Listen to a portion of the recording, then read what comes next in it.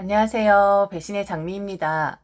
오늘 이야기는 염치가 너무 없어도 너무 없는 어떤 인간 같지도 않은 사람에 대한 사연입니다. 과연 이 집안에 어떤 사정이 있었을지 사연 속으로 들어가 보겠습니다. 저희 부모님은 바보입니다.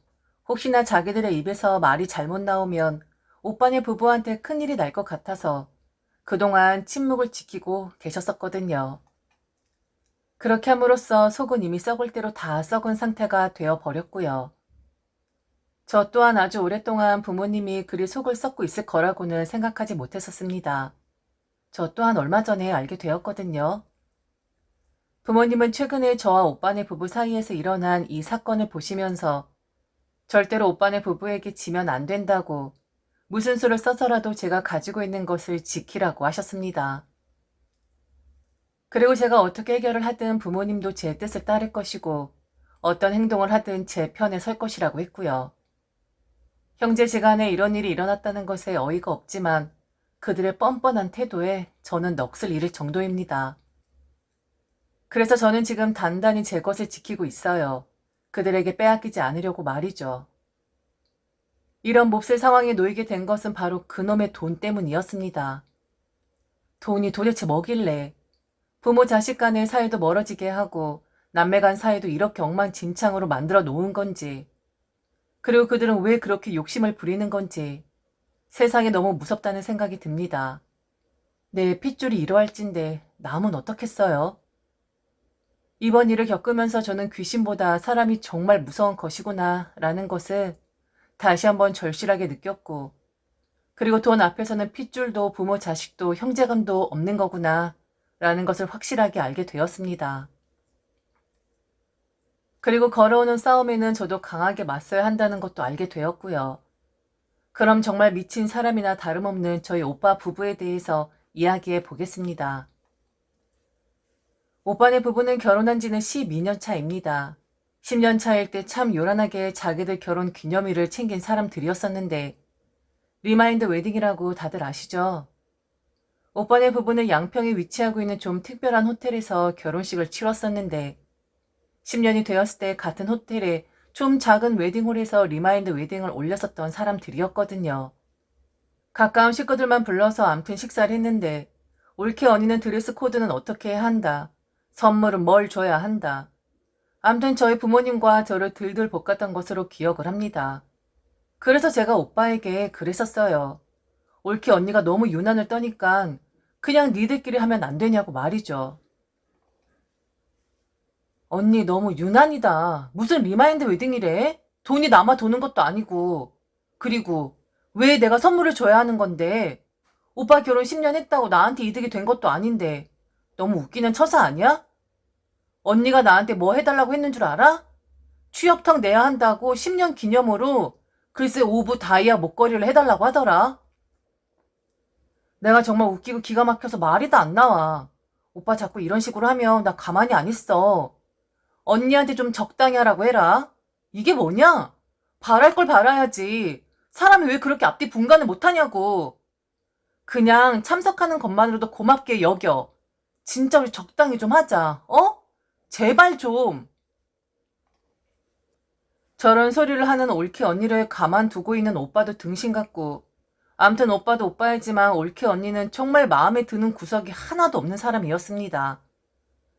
처음부터 그랬었던 건 아니었던 것 같은데 시간이 갈수록 올케 언니라는 사람을 알면 알수록 정말 기가 막힌 사람이긴 했었습니다.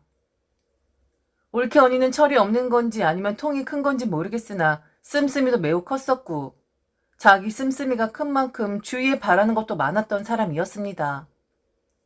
그런 성향은 결혼하기 전부터도 그랬었다고 했었습니다. 올케 언니의 친정이 좀 괜찮게 사는 편이었었거든요. 그리고 오빠도 자주 그 점에 대해서 이야기했었는데 정말 한심하게 그지없는 이야기긴 했었죠. 우리 와이프가 나보다 통이 더 커. 솔직히 씀씀이도 그렇고 사업적 기질도 그렇고. 암튼 난 나중에 내 와이프 덕 보면서 살 거다. 유유자적 자리 하나 마련해주면 그냥 자리만 지키면서 먹고 놀고 그렇게 살 거야. 반드시 내 와이프가 그렇게 해준다고 했었어. 나는 내 와이프를 믿어. 오빠는 나중에 올케 언니의 덕을 크게 볼 것이라고 자랑삼아 이야기하곤 했었습니다. 올케 언니가 지금 자기가 하고 있는 사업이 잘 되면 오빠에게 한 자리를 내어주기로 했다고. 그럼 자기는 그냥 자리에 앉아서 오락이나 하고 희희낙낙 할 것이라고. 올케 언니의 배포를 보면 꼭 그렇게 만들어줄 것 같다면서 그리 한심한 이야기를 했었죠. 오빠는 그야말로 올케 언니의 등에 업혀서 사는 그런 사람이었습니다. 직장을 다니지 않은 것은 아니었었는데 올케 언니가 한 자리를 만들어주기 전까지만 회사를 다니는 것이라고 했고 항상 품 안에는 사직서를 품고 다닌다고까지 했었죠. 오빠는 올케 언니를 믿었습니다. 그리고 의심조차 하지도 않았었고요. 저들 부부끼리 서로 의지하고 믿는다는데 제가 관여할 바 아니었으나 사실 올케 언니의 겉모습만 보면 좀 남다르긴 했었습니다. 알고 보면 속빈 강정이지만 살짝 훑어만 보면 배포도 크고 사람 자체가 매우 남달라 보이긴 했었거든요. 그리고 크게 걱정도 하지 않는 사람이었습니다. 마인드 자체가 긍정적이다 못해 세상 편하게 살고 있는 사람이었었거든요. 한 번은 오빠와 올케 언니네가 자금적으로 문제가 생긴 적이 있었어요. 당시 오빠는 동생인 제게까지 손을 벌릴 정도였었고 벌벌 떨기까지 했었었는데 올케 언니만큼은 세상 편안한 사람의 모습이었습니다. 어찌어찌해서 해결을 보았다고 오빠를 통해 전해 듣게 되었는데 그 당시만 해도 어떤 식으로 해결을 했었는지는 몰랐었습니다. 하지만 지금은 알죠. 당시 해결을 해준 사람은 우리 부모님이었다는 것을 말이죠. 암튼 당시엔 해결이 잘 되었다고 해서 다행이었으니 올케 언니와 통화를 한 적이 있었는데 정말 남다른 발언을 하긴 했었습니다. 그때 순간 이 사람 보통 얘기가 아니구나. 오빠가 괜히 올케 언니에게 의지를 하는 것이 아니었구나 라는 걸 느끼게 되었었고요. 부모님이 도와주었을 것이라고 까마득히 몰랐으니까 어려움에 봉착하면 그래도 저 사람이 해결 능력이 있구나라고 새삼 대단하다라고 느껴지기까지 했었습니다. 그리고 올케 언니 쿨한 답변 또한 더 그렇게 느껴졌었고요. 아가씨, 저는 걱정 같은 거 안 해요. 걱정한다고 일이 해결되는 것도 아닌데 그냥 어떻게든 해결되겠지라고 생각하는 사람이거든요. 걱정하면 뭐해요. 쓰잘데기 없는 일이죠. 암튼 잘 해결되었어요. 이렇게 될 거라는 거 잘 알고 있었고 다행히 제 주변에는 저를 도와주려고 하는 사람들이 많은 것 같아요. 저는 가만히 있는데도 말이죠. 다들 안달이 났다니깐요. 저를 도와주고 싶어서. 다 이게 제 인복이죠. 암튼 아가씨, 그래도 걱정해줘서 고마워요. 당시엔 해결이 되었으니 다행이라고 생각을 했었는데 알고 보니 올케 언니는 저희 부모님 그리고 자기네 친정 부모님의 돈까지 아름아름 다 해먹고 있었더라고요. 사실 자기 돈도 아니면서 너무 당연하게 나는 주위에서 많은 사람들이 도와준다. 나는 가만히 있는데 도와주려고 안달이 났다라는 말을 하면서 웃을 수가 있는 건지 참 이해 불가한 사람입니다. 암튼 올케 언니와 오빠의 뻔뻔하고 염치 없는 그동안의 짓거리 저와 연관되어 있었던 거 아니었으니 더 이상 이야기하면 저도 똑같은 사람이 되는 거겠죠.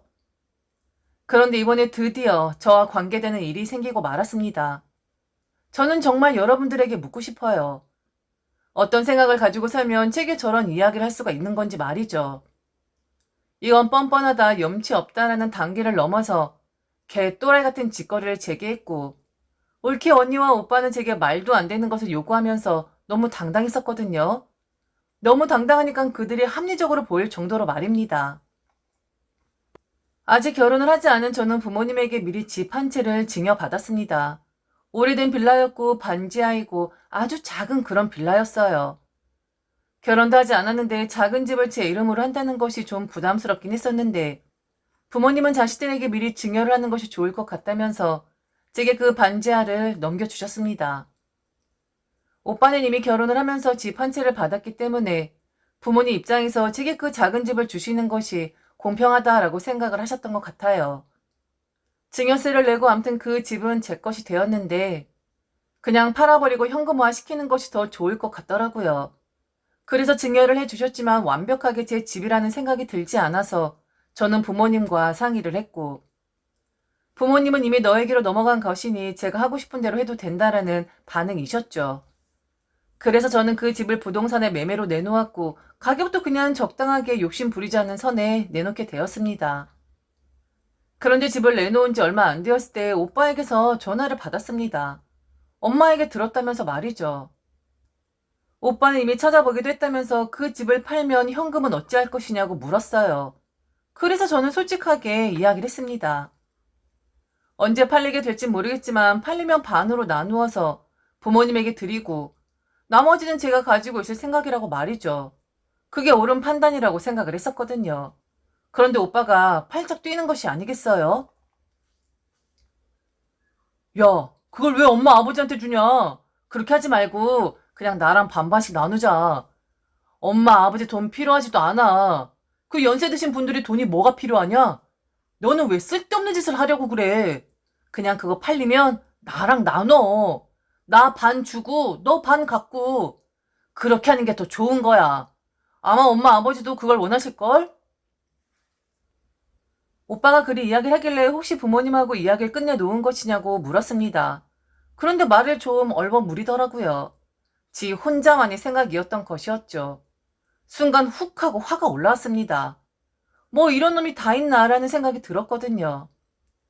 그래서 오빠야말로 쓸데없는 생각하지 말라고. 집 팔리면 엄마 아빠한테 반 주고 나머지는 내가 가지고 있을 거다. 오빠한테 반 나눠줄 생각 없으니 꿈 깨라고 했습니다. 너 정신 나갔냐? 오빠면 좀 오빠답게 굴어. 그리고 오빠야 너는 이미 부모님한테 결혼하면서 집 받았잖아. 근데 왜 내 집을 욕심내는 건데? 왜 내가 널 줘야 하는 건데? 너 참 웃긴다. 그리고 네가 엄마 아빠를 어떻게 생각하는지 결혼했으니까 네 집이 더 중요하니까 엄마 아빠보다는 니네 집이 우선이라는 거 잘 알겠는데 너도 좀 적당히 해라. 왜? 올케 언니가 네 먹여 살리겠다고 했다며. 언제 직장은 관두는 건데 자리 하나 마련해 준다며. 하여튼 너 같은 아들놈 둔 우리 엄마 아빠가 난 요즘 불쌍하다는 생각 든다. 너 혹시 엄마 아빠한테 돈 뜯어가는 거 아니지? 정말 그런 양심 없는 짓 안 하지? 만약 그랬다가 나 정말 가만 안 있는다. 받아 먹은 거 외에 엄마 아빠한테 만약 가져간 거 있으면 너도 죽고 그리고 올케 언니? 나 그런 거 눈에 안 보이는 사람이라는 거 알지? 정말 만약 그런 일 있으면 싸그리 다 죽는 거야. 알겠어? 양심 없는 새끼. 어휴, 철없는 새끼. 저것도 오빠라고. 한심하다, 한심해. 너무 그지 같은 발상이잖아요. 왜 지한테 집 한 값 반을 달라고 하는 건지. 그리고 결혼하면 아들놈 다 필요 없다라는 저 말, 저는 정말 실감했습니다. 자기만 알아요. 늙어가는 부모님 걱정 따위 안 하고 언제까지 건재할 것이다 생각하고 부모님에게 뭘 드리는 것을 그렇게 꺼려 하더라고요. 아까워까지 하더라고요. 오빠만 그러는 건지 아니면 세상 모든 아들들이 그러는 건지 모르겠지만 정말 오빠는 자기네 식구만 생각하는 그런 사람이었습니다. 오빠와 통화를 끝내고 저는 엄마에게 바로 전화를 했습니다. 오빠가 했던 이야기를 다 일러 바쳤고 만약 오빠가 전화를 해서 엄마 아빠한테 졸라도 그거 들어주지 말라고. 혹시나 집이 언제 팔릴지 모르겠으나 나는 집 한 반을 엄마 아빠한테 줄 생각인데 이걸 혹시나 만에 하나라도 오빠네 집으로 흘러 들어갈 가능성이 있다면 다시 생각해 볼 것이라고 강하게 이야기를 했습니다. 그런데 이후 엄마가 한 이야기에 저는 완전 기절 초풍 넉다운 될 뻔했었습니다. 땡땡아, 절대로 주지 마. 우리 안 줘도 되니까 그냥 네가 가지고 있어. 오빠한테 절대로 주면 안 된다. 엄마 아빠 그거 바라지도 않고 그거 네 거야. 엄마 아빠한테도 줄 필요 없어. 그러니까 네 생각대로 하면 된다. 절대로 오빠 주면 안 돼. 네가 꼭 가지고 있어야 해. 네가 꼭 지키고 있어야 한다고. 알겠지? 뭐 저렇게까지 이야기를 하나 싶었는데 알고 보니 야금야금 그동안 엄마 아빠한테 돈 빼다 썼고 물론 명목상으로는 빌려가는 것이라고 하긴 했었는데 빌려간 돈의 반의 반도 되돌려 받지 못한 상태라고 했습니다. 그런데 엄마 아빠가 아무 말 안 하는 이유가 저희 엄마 아빠뿐만 아니라 올케 언니의 친정에서까지 그렇게 돈을 가져갔다고 하더라고요. 돈을 빌려간 사람이 주는 올케 언니였었고요. 내년부턴 준다고 했어. 아휴, 걔들도 힘드니까 못 주는 것 같은데 그냥 우리는 그렇다고 쳐도 너한테까지 손을 뻗는 건 아닌 것 같다. 너 절대로 오빠 부부와 돈 거래하지 말아라. 걔들이 돈 개념이 전혀 없더라고. 돈을 빌려가도 갚을 생각도 안 하고 그렇다고 언제 갚겠다라는 말도 우리가 물어보기 전에 하지도 않고. 그런데 알고 보니까 우리뿐만 아니라 사돈댁에도 그렇게 돈을 가져갔더라고. 아유, 말해서 뭐하니. 그러니까 그 집 팔아도 그 돈 다 네 거야. 너한테 준 거잖아. 너 건데 왜 그걸 오빠한테 줘? 말도 안 되는 소리지. 꼭 지켜라. 그리고 절대로 돈 거래하지 말고. 그리고 너 화낼 거라는 거 아는데 그냥 모른 척해. 이건 우리와 오빠 부부의 일이니까. 알겠지? 화딱지 엄청 났었고 당장 쫓아가서 엄마 아빠 돈 내놓으라고 하고 싶었습니다. 그런데 엄마는 확실하게 선을 그었어요. 그 일은 엄마 아빠 오빠 부부의 일인 건지 저와는 별개의 일이라면서 말이죠. 그렇기 때문에 이미 너에게 넘어간 그 집도 그들과는 별개의 일인 거라고 확실하게 선을 그어야 한다고 했습니다. 속에서 부글부글 끓었고 이미 나도 다 알고 있다. 니들이 어떤 짓거리 했었는지 알고 있다라고 내색하고 싶었지만 참았습니다. 그리고 엄마와의 통화로 확실하게 선 그어야겠다고 다짐도 했고요. 그런데 한 번 뻔뻔하게 군 인간들 두 번 뻔뻔하게 구는 건 일도 아닌 것 같더군요. 오빠에 이어 올케 언니란 사람도 제게 전화를 걸어왔거든요. 그러면서 한 번도 그러지 않았던 사람이 제게 죽는 소리를 하는 겁니다. 오빠랑 이미 짠 거였겠죠. 오빠가 저한테 전화했다가 대차게 까였으니까 좀 다른 방식으로 접근을 해보겠다라는 심산이었던 것 같았는데 이것들이 미쳐도 단단히 미쳤구나 라는 생각이 들더라고요. 아가씨, 잘 지내죠? 아, 나도 너무 잘 지내고 싶은데 그게 잘 안 되네요. 그냥 아가씨랑 이야기하면 기분 좀 나아질까 싶어서 전화했어요. 아, 요즘 왜 이렇게 힘이 드는 건지 모르겠네요. 더러운 속내 보였지만 더 한 번 해봐라. 입 한 번 잘못 놀리면 니들은 오늘 죽는 날이다 라는 심정으로 슬쩍 떠봤습니다. 왜 그리 힘이 든 거냐고. 지금 잘 살고 있는 거 아니냐고. 무슨 일이 있는 거냐고 물어봤습니다. 그랬더니 때는 이때다 싶었는지 올케 언니가 썰을 풀어대더군요. 살면서 요즘처럼 힘들다라는 생각 드는 건 처음인 것 같아요. 사실 제가 그동안은 돈에 쫓긴다거나 궁했었던 사람이 아니었거든요. 그런데 어디서부터 잘못된 건지 아니면 제게 이런 시련을 주는 건지 사실 여기저기서 돈을 좀 융통해서 쓰기도 했었는데 결국엔 그것도 다 해결 못하고 요즘 인생 공부하고 있는 것 같아요. 정말 요즘엔 사는 게 쉽지 않구나. 그동안 내가 너무 쉽게만 생각했구나. 너무 안일하게 살아왔구나라는 점을 느껴요. 이렇게 작아지는 제 모습 너무 싫지만 현실이 그러네요. 웃음이 났습니다. 나이가 몇인데 이제 와서 현실의 무서움을 알았다. 이제 인생 공부를 하고 있다는 그 올케 언니의 말이 말이죠. 그런데 그동안 그렇게 돈을 써대며 통 크게 살아왔었단 말인가? 그럼 그 돈은 지금까지 우리 엄마 아빠 돈이었고 자기네 부모님 돈이었단 말인가? 참 너란 사람도 철없고 어이없다 생각했던 우리 오빠와 똑같은 사람이었구나. 하긴 그 안에 그 남편이겠지만서도 니들 참 어이없는 인간들이구나 라는 생각이 들었습니다.